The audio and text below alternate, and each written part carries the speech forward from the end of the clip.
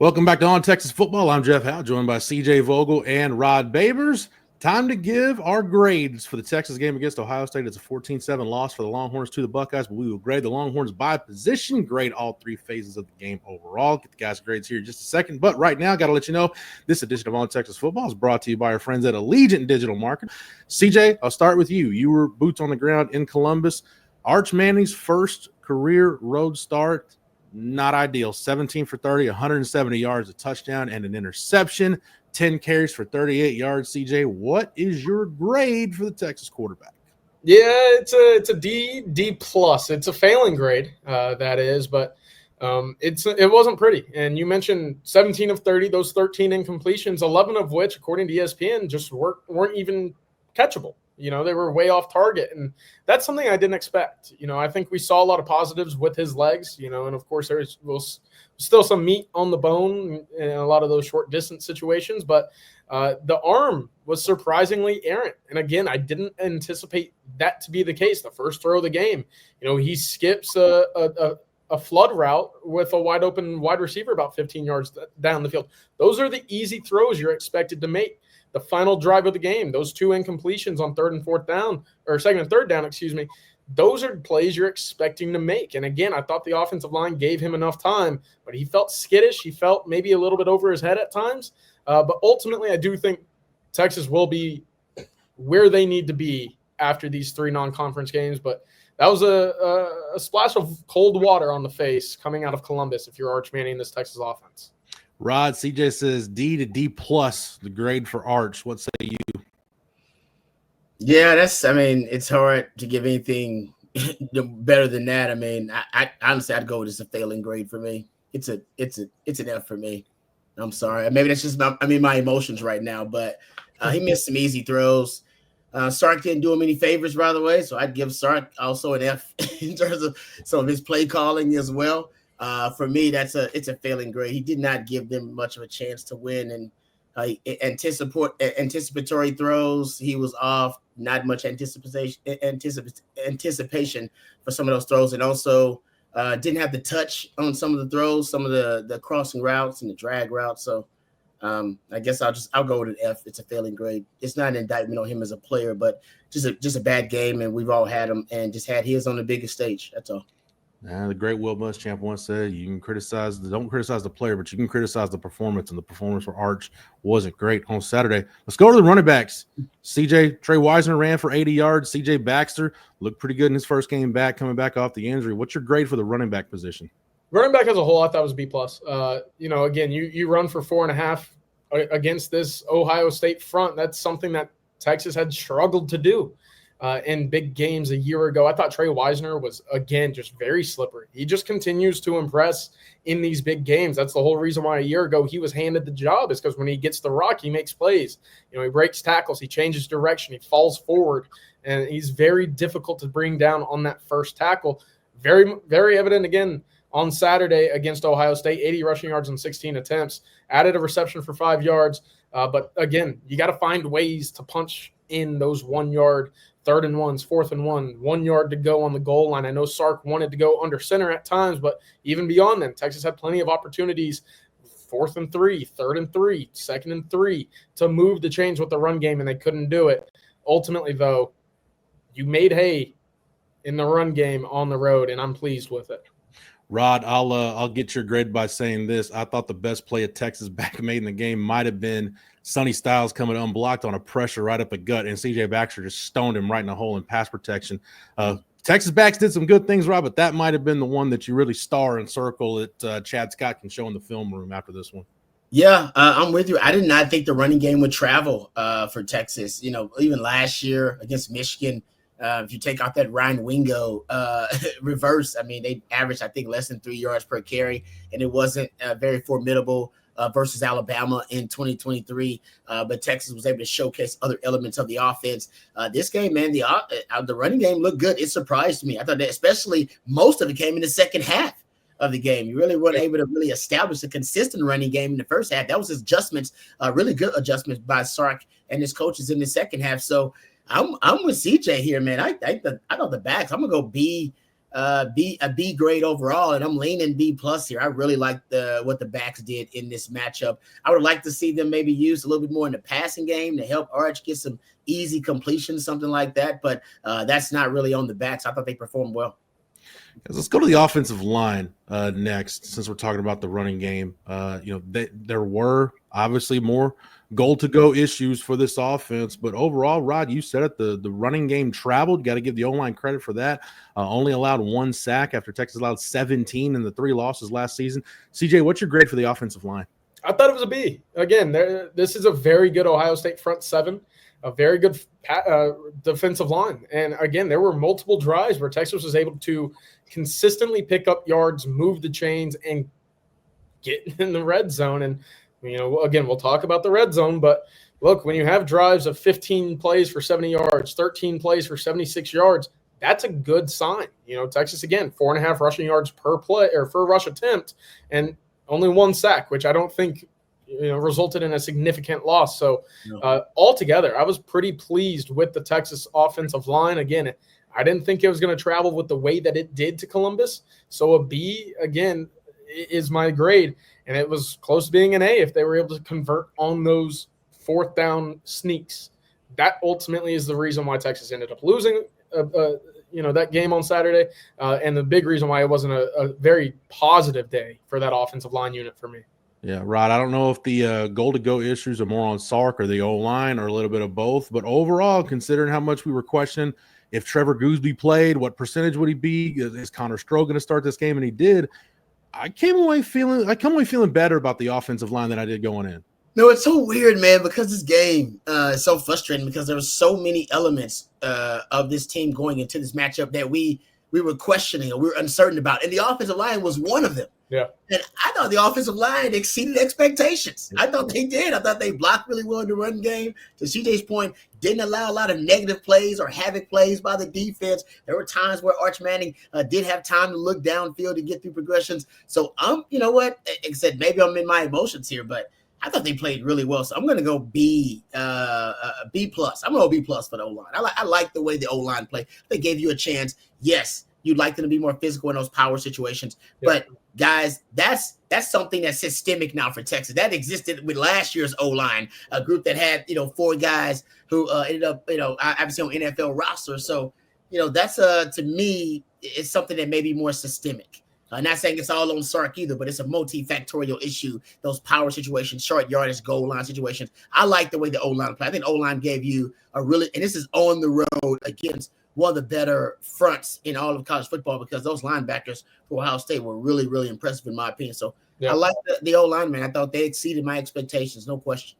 Yeah, one final note on this. Look, Texas only had 1 negative play on offense. That's crazy. That's it. Ohio State only had 1 tackle for loss, and it was on that sack that I believe Arch only lost about 2 or 3 yards on. If that's what you're dealing with against a front 7 like that, you've got yourself potentially, I know it's early, I know that there's still plenty of football to be played, but potentially you got yourself an offensive line that could be dangerous after they start cohesively gelling with one another. On top of that, we do need to mention penalties. There was a holding on DJ Campbell. There were some loose jitters on the right side by Brandon Baker. Again, first start on the road. Texas saw that with Cam Williams a year ago, but got to be able to play in these tough environments because there's going to be plenty of them down the road. Good point. Yeah, absolutely. The penalties were big, and then there was a missed protection there on the last 4th down. But again, you were fortunate to be in that situation. Anyway, guys, let's go to the receivers. Rod, I'll start with you here because I'll be honest, I'm interested to see what you guys say. I don't really know what to make of the receivers, and we'll put tight ends, so we'll put Jack Injuries and company in this group as well. When Arch's throws were on target, didn't get help at all times from his receivers, but it was a tough day for Chris Jackson's group and to an extent for Jeff Banks' group too.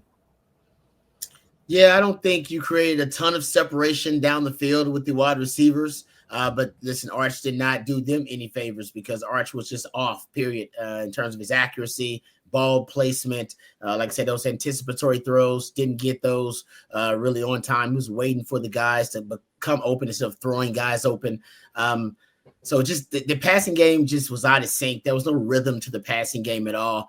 I'm going to go with that group, unfortunately. I'll go a C+ with the receivers. That may be all just because of Arch being off too. But I don't know if the guys created.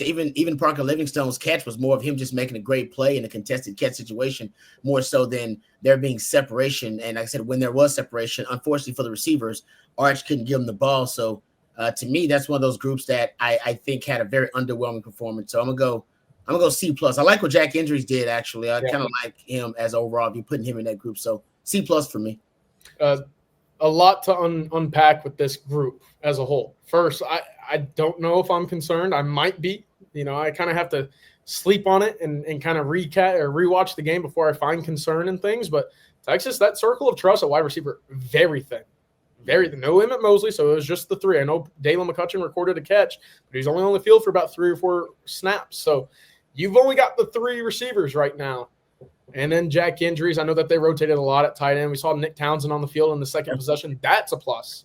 If he can be a guy for you there as well. But a lot of 12 personnel. Texas, I thought, moved those tight ends very well early in the game as well in the third quarter, second half to start. 12 personnel was a lot of how you had success in the run game as well. But look, I don't know where the success comes from. And again, I thought with Arch we'd see more of the back shoulder. I thought we'd see more of the, hey, here's an opportunity to go make a play on the ball down the field rather than running to space. So while separation could be a concern down the road, I thought the strength and what we were going to see more of were those throws to Parker Livingstone and Jack Injuries down the field. Hey, you're a big body. You're a possession catch guy. You can go moss defensive backs. Go do it. And we didn't see that all too often. So it's a tough day for them. And it was tough looking down about 10 minutes left in the fourth quarter and seeing 2 receptions for Ryan Wingo, 1 reception for DeAndre Moore, 1 reception for Parker Livingstone, 1 reception for Dalen McCutcheon. You're sitting there saying, okay, well, how do you get the ball to these guys if the ball, is ultimately stuck in the quarterback's hands or hitting the ground? So it was a tough day, but look, I think the ultimate positive note out of this was Jack Injuries, Parker Livingstone making plays when they absolutely had to down the stretch. CJ, I'll stick with you. Your grade for the offense overall. You tied together. What's your grade for the Texas offense in game 1? Yeah, still a D. Look, 7 points. It probably should be an F. I was sitting there at halftime thinking, hey, is this the 2022 TCU game? You got game day here and Sark lays another egg. So ultimately, quarterback has to be better. The wide receivers have to be more involved.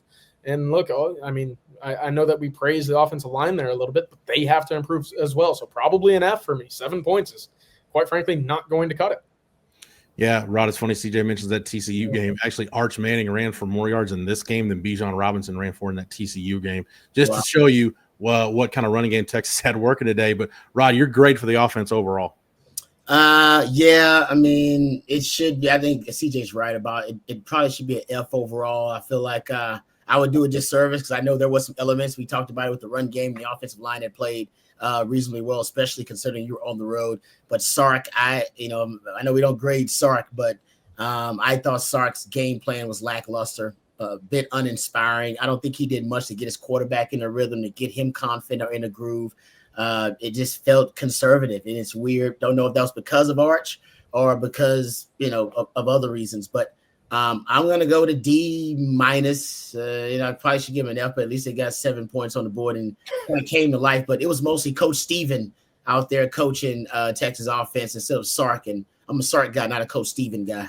Coach Steven's very conservative, and that's kind of what you got in the first half of that game. And Texas came to life in the second half. So I'll give them credit for the adjustments they made in the run game. Give them credit for the fourth quarter, at least making it somewhat competitive, even though watching it, it felt like Ohio State had control of the game for most of the game. No doubt. We'll get to the defense here in just a second. I think it's much easier to talk about the defense and the offense from this one. But right now, got to thank our sponsor for this edition of On Texas Football, and that is Allegiant Digital Marketing. Did you know that among the top 9 challenges business owners face, the most difficult ones include finding customers, increasing brand awareness, digital advertising, and lead generation? What if I could point you to a local homegrown agency here in Austin that could solve all of those problems for your business once and for all? For over 25 years, Allegiant Digital Marketing founder and CEO Chad Markham, a UT grad and instructor of the Digital Marketing Bootcamp here at UT Austin, has helped thousands of businesses overcome these challenges. Take advantage of their Hook 'em Horn special and save up to $2,500 in advertising. Visit allegiantdigital.com/ontexasfootball to learn more today. And again, thank you to Chad Markham and Allegiant Digital Marketing for sponsoring this edition of On Texas Football. Rod, I'll start with you. We'll start with the defensive line, and we'll include the interior line edge. We'll include all that group as one organism. You hold Ohio State to 3.8 yards per play in the horseshoe. You did something right. So, Rod, we'll start at the point of attack. What's your grade for the Texas D-line? Yeah, like the Texas D-line. The only complaint I have about the performance is I would have liked more splash and havoc plays, meaning you force some more negative plays or some havoc plays. But yeah, I think ultimately, man, stop being able to stonewall their run game and doing a lot of that with lighter boxes was really impressive. And, I think for the most part, they were able to pretty keep the Ohio State offense from making any big game-changing plays. But I wanted to see them make some of those game-changing plays. So I'm going to go with a B+. I like the way they played, but you don't get an A because you got to start making some of those game-changing plays. The defensive line didn't make enough of those in the game. And they're good enough to be able to make those. They got enough stars to be able to make those kind of plays. Yeah. CJ, what say you? Yeah, look, you hold Ohio State to about 210 yards, 14 total points. That's a great performance. It's been since 2015 the last time that Ohio State had 210 total yards of offense or less. That's the performance that we're talking about, and yet we still believe that there's a higher ceiling for this Texas defense, specifically up front, because of what you just mentioned, Rob. There just wasn't enough havoc plays. Again, I mentioned Ohio State and kind of praised the Texas offensive line for only having one tackle for loss. The Texas defense only came up with one tackle for loss. Now, again, if Texas and Anthony Hill and that defensive line were able to come away with that fourth and goal stop at the goal line, maybe we're talking about an A here. But that was just one play too few that they made, and ultimately a B+ is where I sit as well. But I do think that this is a team that's going to be a very gnarly front once again for Texas. CJ, you mentioned one tackle for loss by the Texas defense. That was by Howe. So as we move to linebacker, is your grade for linebacker going to be similar to what it was for the defensive line? It's going to be close. It's probably a B again. Howe, look, he was held in the end zone, but he also had a face mask. So that was 2 points that Texas could have had, likely should have had as well. Anthony Hill, I just mentioned, missed C.J. Donaldson in the hole on that fourth down. He said he knew exactly what was coming in the postgame. He just didn't make the play. I did like the versatility that we saw. Look, we saw Trey Moore lining up off the edge. We saw Colin Simmons moving back to the middle of the field, kind of a spun down, over-the-nose sniffer. I thought that there was a lot of versatility, and if that's what we see week one, I can't wait to see what they deploy in Georgia and Florida and Red River. It's exciting, but probably a B. Again, need more havoc. Rod, what about you? I like the way the linebackers played. I thought I got to go back and kind of watch the passing reps and see if they got proper depth on, in the zone coverages and their zone drops. But I agree. I thought they're sound, man. They're sound. The defensive front is a sound front. What we're asking now is kind of, first world problems like, hey, man, you need more splash plays because now they need to help the offense actually. Because maybe the offense is going to take a while to find its identity, especially in the passing game, the defense to make more plays. So I think CJ's right. I'll go just regular B for them. I'll go B, which probably could go B+ for them. But like I said, the plus or the A, I'm going to reserve that for when they're making big-time game-changing plays, which they're definitely capable of. Yeah. Rod, again, along similar lines as we go to the secondary, if you'd have told me going in that Jeremiah Smith is going to be targeted 10 times and he's going to finish with 6 catches for 43 yards, no gain longer than 16 yards, and you're going to keep him out of the end zone, I say there's a pretty good chance Texas wins the game. At least I feel good about their odds. Not just Jeremiah Smith, but overall, Rod, what do you feel about the job the Texas secondary did in this game, and what's your grade for the guys on the back end? Yeah, I thought they did a great job overall. Julian Sand actually just impressed me. He outplayed Arch in a lot of critical moments in this game. So I just think he exceeded my expectations. But I thought the secondary once again was sound. You'd have wanted more game-changing plays for them. I'll go B- with that group overall, especially considering they're going up against the best wide receiving core in college football. There was that one play that Gilbo gave up, the touchdown. Thought he should have known in that situation. You're basically going to end up in zero coverage there. They had a 3-by-1 set. He was on the single receiver side, so you know the safety is going to shade that side, and the wide side was the 3 wide receiver side. So you probably should have known your safety was going to be preoccupied there. And I believe he played bump and run coverage, and he lost at the line of scrimmage. That's one of those things where, if so, back up, play bail coverage, or definitely stay on the upfield shoulder. And so I think that's maybe one of the only down spots to me for the Texas secondary. So I'll go B- for that group overall. CJ, what about you for the secondary? Yeah, I like B- too. Look, there were only 2 pass plays of 15 or more yards. And I know Texas fans are going to hear that and then see that the longest rush on 34 attempts was 8 and think, how the hell did Texas not win this game? And I'm sitting there saying the same thing. How the hell did they not win that game? But ultimately, look, again, I think that's a great test for the Texas defense. It's a B- in the secondary. 2 big moments, obviously, the holding on Malik Muhammad that would have forced a 3rd down outside of field goal range. And, of course, Jalen Gilbo getting beat by Carnell Tate on a 40-yard touchdown pass from Julian Sand.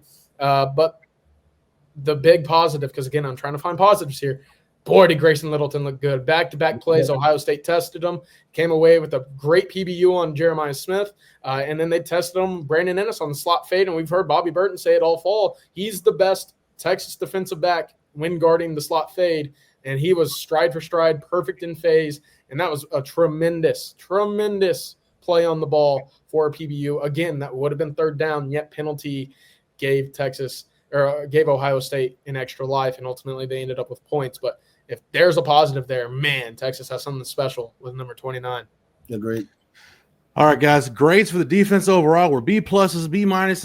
CJ, start with you. It sounds kind of like that's where you guys are going for the overall grade for the defense. Look, overall, 203 yards, 207 yards for Ohio State, 14 total points. It doesn't get much better than that. Not in the horseshoe. It just doesn't. Now, the big detractor here is, again, no turnovers, minimal havoc plays. So combine the 2, I think you're sitting around a B+. It just 1 or 2 more plays. You got to see Colin Simmons show up against good tackles. You got to see Anthony Hill fit the hole, right? You got to have your stars be positives rather than guys that come up in the penalty sheet. So a B+, but again, that's going to be a really good offense for the Buckeyes, and Texas really came to play. Rod, you get the final word on the grade for the Texas defense. Again, it's hard to fault Pete Kwiatkowski's side of the ball. You hold Ohio State to 3.8 yards per play and 14 points. You should win that game, but what's your grade for the defense? Yeah, defense did their job, right? Defense did enough for Texas to win this game. Our complaints are obviously with the Texas passing game, probably more so than anything, not necessarily even the running game or, any of the other elements that Texas obviously came into this matchup having the advantage in. But I think the defense played well. This is a starting point. They're going to get better every week from here. We're going to see this defense have a chance to be elite by the end of the season. So I think CJ's right. I'll go with a B+ for this group overall. The only thing that's keeping them from being an A group is you need more of those splash plays. You need more of those havoc plays, which they will come. Remember last year they came a little bit later on too. The sacks and the tackles for loss, they started to mount up a little bit later in the season. So I think that'll be the case here too. But I'm glad you brought up Grayson Littleton. Lance Jackson I saw get some playing time too on defense. So some of the young bucks even getting out there making some plays. So the future's bright for this group. Gentlemen, let's finish this up with the Texas special teams. CJ, Jack Bomeister might be the MVP of this game for Texas. What's your grade with the special teams? Yeah, they had me screaming, Aussie, Aussie, Aussie, A. How about that? That's not bad, huh? But no, I thought Jack Bomeister was tremendous. He lived up to the expectation. He had 4 punts, all of them down inside the 20, 3 of which downed inside the 8. And if that's what you're giving opponents in terms of field length to go score against this Texas defense, I mean, they might as well send out the punt unit immediately because they're not going to do it. They just quite simply are not going to go 90 yards on this Texas defense. No one will do that this year.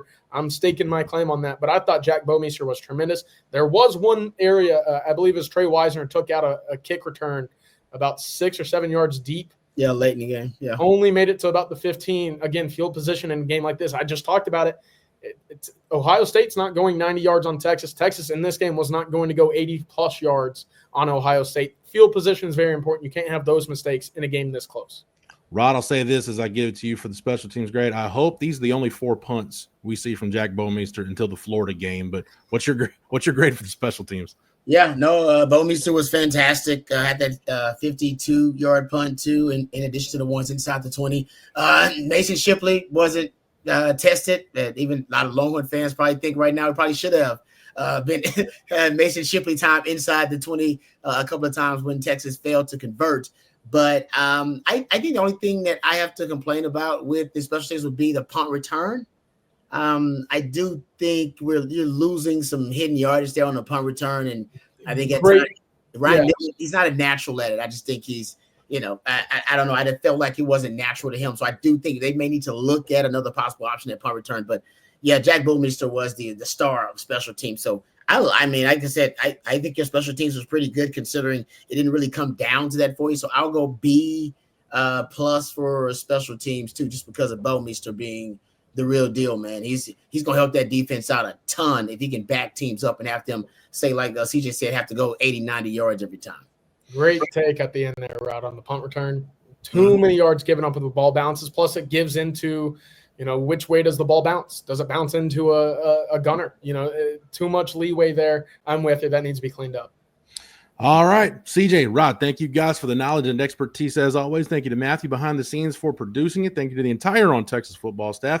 If you're not a member over at ontexasfootball.com, get over there, join the conversation, sign up right now using the promo code OTFOG, and that'll get you 1 year of access at ontexasfootball.com for $39.95. Make sure you like this video and that you're subscribed to the On Texas Football YouTube channel. That way, whether it's here on the channel or over on the site, you're not missing anything before, during, and after every Texas game this season. For CJ, for Rod, for Matthew, I'm Jeff Howe. Thank you so much for watching and listening. And until next time,